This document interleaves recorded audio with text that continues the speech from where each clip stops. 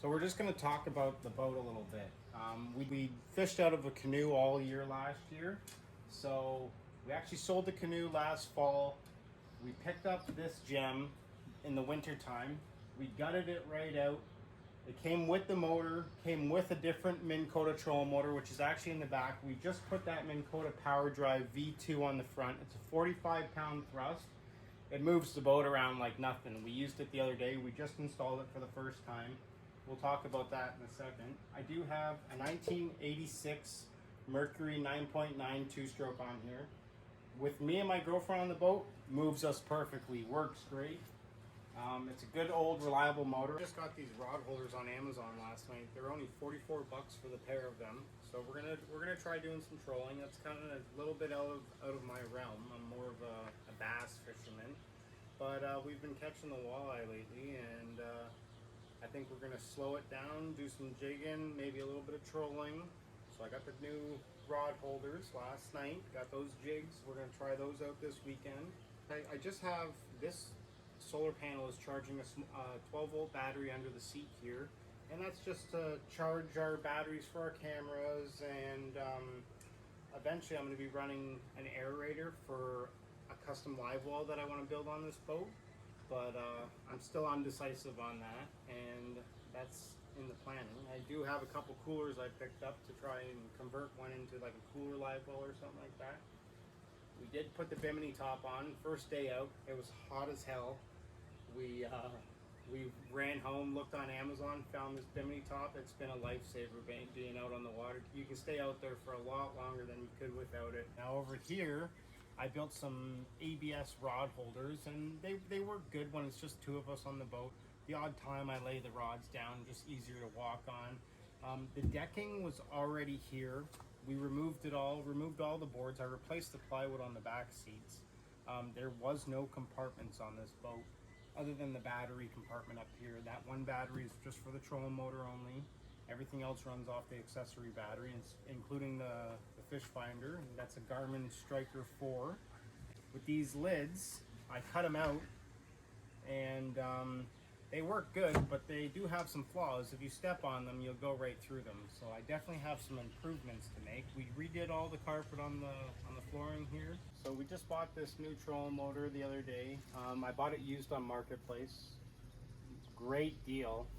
It's a Minn Kota Power Drive V2. So it has the electric steer, no more cable. There's no foot pedal.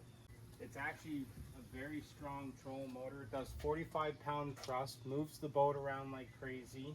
I had the Minn Kota Enduro 40-pound thrust before. It wasn't as good as the newer style. This is like 10 years upgraded. We do have the Garmin Striker 4 fish finder on here. I just use it for the traditional fish finder, the depth, and to see some of your bottom structures, stuff like that. Eventually I would love to go with the down imaging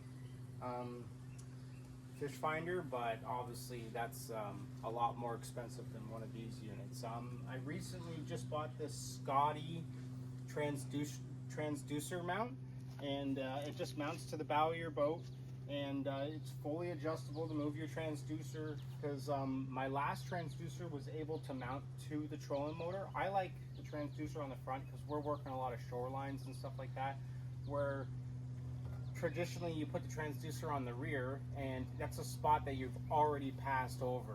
So when I put the transducer on the front, that's a spot that I'm coming up to. I'm seeing the fish that are in front of me, not the fish that are behind me. It's obviously, it works different when you're using the back motor to when you're using the front motor. Well, 9 out of 10 times I have the trolling motor and I'm standing on the front deck, so I like my transducer up front. Everybody's different. I love this mount. I've only used it once so far. I haven't had a single problem or anything wrong with it. Just gonna show you the Minn Kota Power Drive V2, how it works and everything. This is the quick release here. You just push and pull. It automatically locks into place. You just lock the rest into place. And obviously I can't do it because the thing's in the wrong spot. Let's try that again. So this is the Minn Kota Power Drive V2. This is the quick release, and it automatically locks into place like that. And then so you have electric steer on it, and you have 45-pound thrust. with 10 different speed controls. It's a great motor. It moved this boat around on the heavy current river yesterday like nothing. You're probably doing 3-4 kilometers an hour in heavy current. So I'm very impressed with it so far. Fits great on the boat. It's half the weight of my old trolling motor, so I definitely shed some weight up on the front of the boat.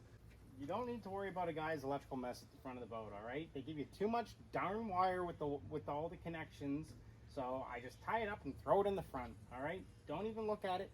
Don't even look at it. Go on, get out. You heard me. Don't look at me either.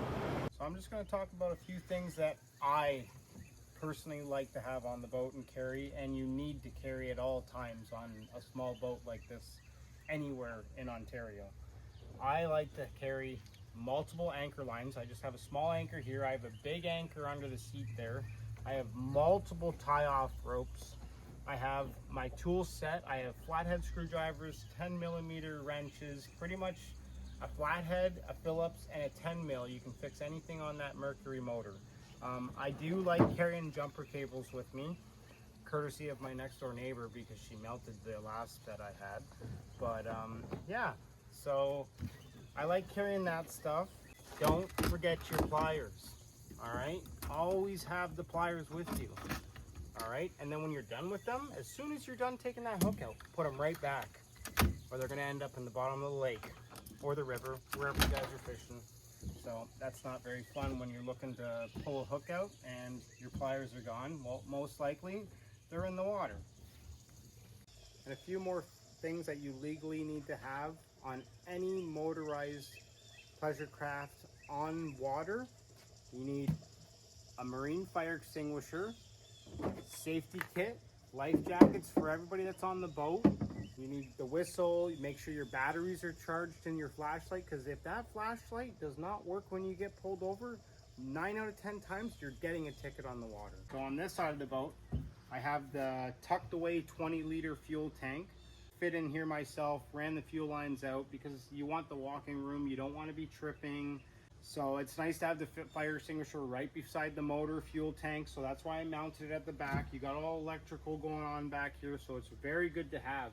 Let me think, last but not least, the only thing you don't ever want to forget when you're out fishing with your girlfriend, don't forget her toilet throne, because she's not going to have a good time peeing in the safety kit when you have a nice good toilet seat for her at home. And there's one last thing that I forgot. Don't forget your paddle. It could be collapsible or not, but you need it, and it's good to have, because if you do have those breakdowns, you know, it's nice to have a trolling motor, but sometimes you don't, so you need the paddle to at least get you back into shore if you're drifting out or something like that. So yeah.